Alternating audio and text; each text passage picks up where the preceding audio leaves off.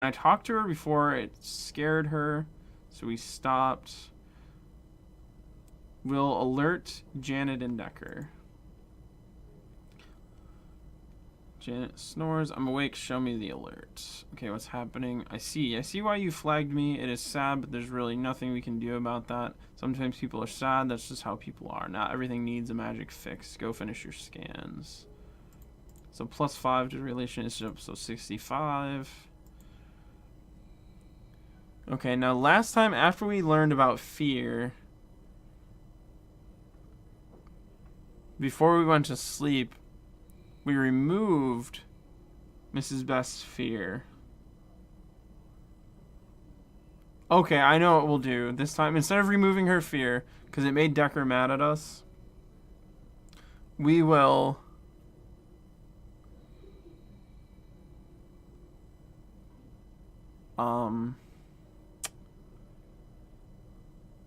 we will destroy the dark thing that's in Toby's room, which should let us develop a relationship with Toby, I hope. And then we can call Toby, because learning about fear didn't do anything beneficial for us either.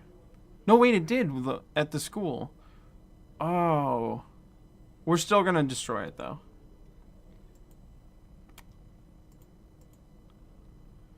It is night. Decker's working. Pale moonlight shines through his window. Pale screen light shines from the windows inside of his room. Defensive runes hum comfortingly and glow slightly in the moonlight. There are no threats.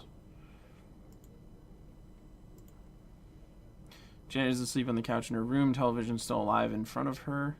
Janet's mother is asleep, lying on the far right side of a queen-size bed. Janet's brother is awake. He sits with his back pressed against the headboard of his bed. He's staring at his closet door, which is ajar. Sam and Toby. Yep, so... examine the closet. Locate threat. Scan for matter and motive. It's dark and fear.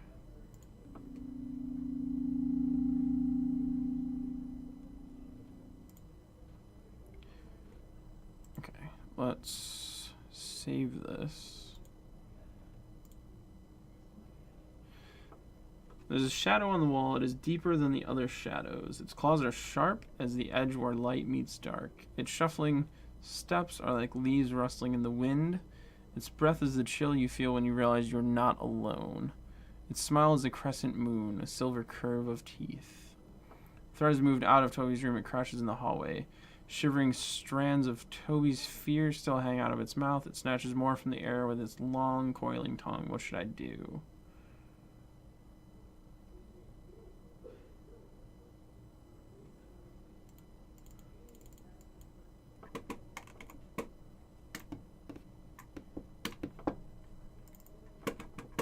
Oh, I could have developed more relationship with Janet here, possibly, too. Okay, shit.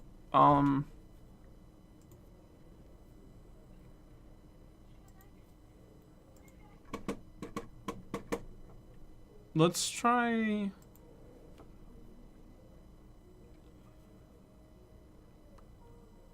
what's going... log alert with local admin Toby. Important alert regarding private emotional network Toby. What's going on? Private emotional network Toby as an authorized user. Please see threat log 1. Who are you? Okay, acquired relationship with Toby. I am Bell's Elemental Firewall version 5.6. Why can't I hear you in my brain? Bell's Elemental has advanced networking capabilities. Am I dreaming? What should I say?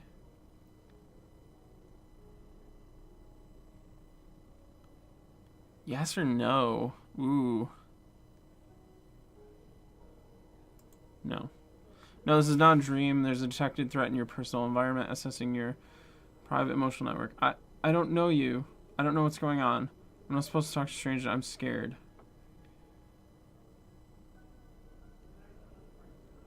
I was made by your sister. I was made by your sister. Janet? Yes. So from a certain perspective, you are my uncle. Therefore, we are not strangers, and you can talk to me. Nice. Janet made you? Yes, she made me to protect you. But I need help. What do you need me to do? I tell Toby what must be done. I tell Toby how to fight a creature made of darkness and fear. Use light. Toby turns the light on in his room. He searches inside his closet and finds a flashlight. He is armed. In love. Toby removes the pillowcase from one of his pillows. He puts the following things in the pillowcase: an old friend, a trinity of heroes, an item of personal power, that which is most important. He is ready. Stuffed patchwork cat, 3 baseball cards, rhinestone tiara, picture of Janet as mother. Toby walks out into the dark hallway as I have instructed him. He has his flashlight in one hand and his sack of beloved objects in the other. Detected threat creeps after him but keeps his distance, watching the sack and light warily. Flecks of fear fall off of Toby like leaves settling on the ground. It laps him up with its long twisting tongue. Whispering, I don't see it. Where is it? It is a spiritual entity. It is not visible in physical space. But I saw it before. It can manifest briefly to frighten you. Where is it? What is it doing? It's here, but it is distracted. You should go forward. It's 2 feet to your left, licking your fear off the ground with its foot-long tongue. I feel like the first one is gonna help more. So he creeps out of the upstairs hallway. Creature is distracted by food and does not follow. He passes through Janet's room. Toby, what are you doing?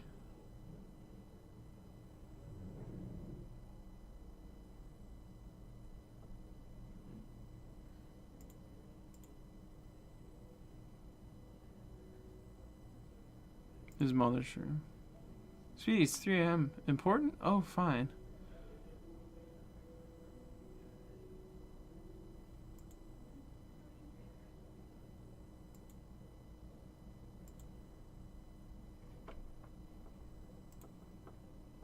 Upstairs hall is still dark. Toby returns to the creature and the island of dark in the hallway. The creature has finished eating and realizes something is wrong. It cannot return to its closet. There is light. It cannot go up to the attic or down to the den. Toby stands at the end of the hall between the creature and the hall window. He holds up his pillow bag in one hand and his flashlight in the other. The creature hisses. I tell Toby where it is. Click goes the flashlight. Shriek goes the creature. It tries to attack Toby but encounters a sack and cowers back. It tries to leap away, but I tell Toby where it goes and he follows it with the flashlight. It leaps again and he follows it himself. I think he can see it now. That happens sometimes when humans engage. The creature becomes smaller and smaller and smaller until it is a mouse's shadow with a silver smile as small as a spoon edge. A silver grimace of pain and fear. It shrieks smaller still. Then Toby turns the flashlight away. Minister Toby, the detected threat is not fully eliminated. It's so tiny. It looks so scared. I don't want to kill it. Do I have to kill it? No, it has been rendered harmless. Toby turns off his flashlight. The creature darts past Toby and leaps out of the window into the night. Phew. It's gone. I did it. We did it. That was amazing. It was necessary. Yeah, that too.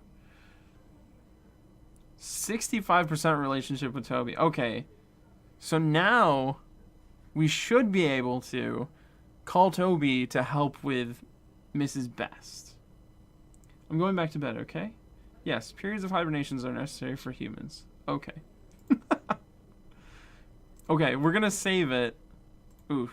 Delete. Save. Save.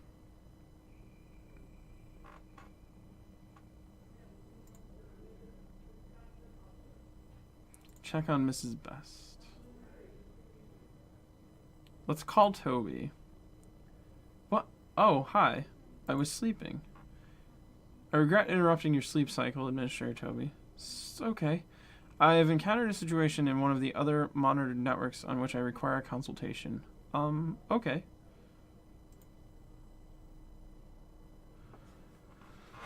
Now live streaming video to Administrator Toby.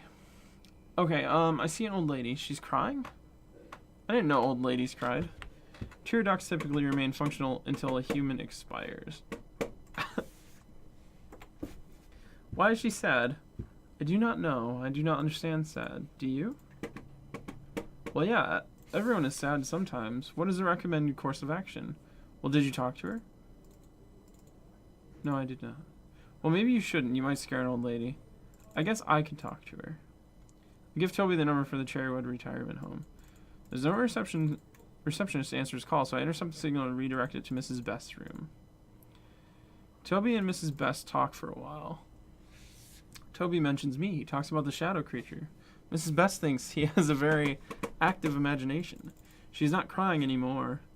I think she's happy to have someone to listen to. And we got a relationship with Mrs. Best and improved relationship with Toby. You're an odd young man. Yeah, well, you should meet my sister. Or Belle's. I think she's a robot ghost. She doesn't know what being sad is. I'm afraid I don't understand. That's okay. I don't either. But just because I don't understand and don't know you doesn't mean I can't help. I noticed you went back to resolve the situation you brought to my attention. Good job. Wasn't really a part of your job, but still, good job. And +5 with decorate. Woof. Okay, we definitely did that right. Nice. Okay. I'm gonna keep this one.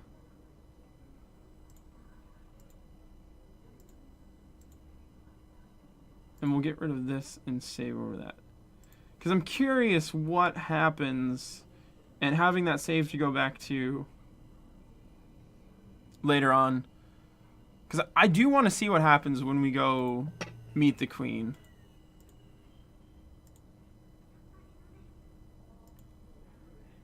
I'm in the mall with a carpenter. We are eating milk.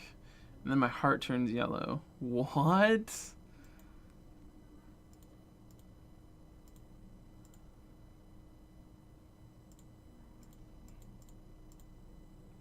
Aether in the third floor art room is thick and damp. I ache as I pass through it. Something is here. It is not strong enough to hurt me, but it is strong enough to ache.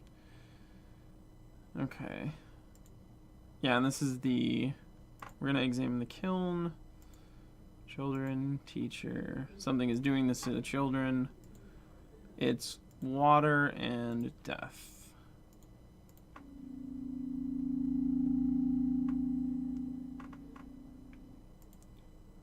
There's a girl, smiling and talking to other girls. Her aura is a flickering candle among torches. She smiles, but her smile is a mask. It hides the emptiness where joy should be. There's a black water swilling inside of her, sticking to her mind, wearing her away with the patient, insidious tenacity of water. It seeps into every aspect of her being and washes all true feeling away. Google calls it depression. Google's not entirely correct because it's not just in her mind. The black water sloshes out and touches her classmates. It stains the world around her. It is a spiritual thing, though I do not think it is a spirit. It is more like a footprint, the leavings of a spirit so powerful, the remnants of its passing are destroying a young girl. Her name is Sarah. What should I do?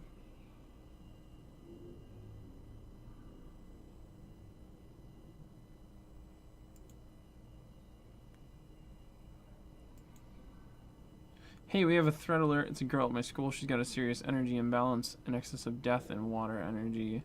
I don't like those emotional readings. Any suicide risk over 3% is unacceptable. What do we think the cause is? The firewall thinks it's leftover power from big spirits. Firewall is biased. It's more likely to see magic than normal solutions. She's a teenager. It could also be hormones. Well, regardless, we should help her. Yeah. I'm just going to flood the classrooms with positive undying energy. Yeah, you mean water. Spiritual happy water. I like using fancy words. As long as it works, just keep the firewall away from it.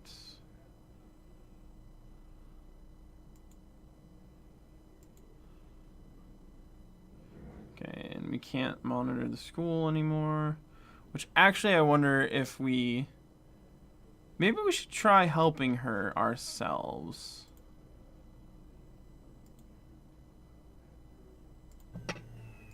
Let's try helping her ourselves this time. I'm in the hotel with a prisoner. We're eating strawberries and then my mouth turns yellow. I'm in the elevator with a shepherd. We're eating pears and then my fingers turns blue.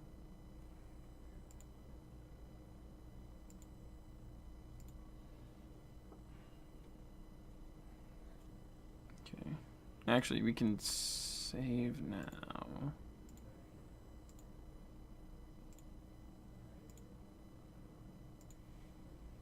Aether in the third floor. Yep.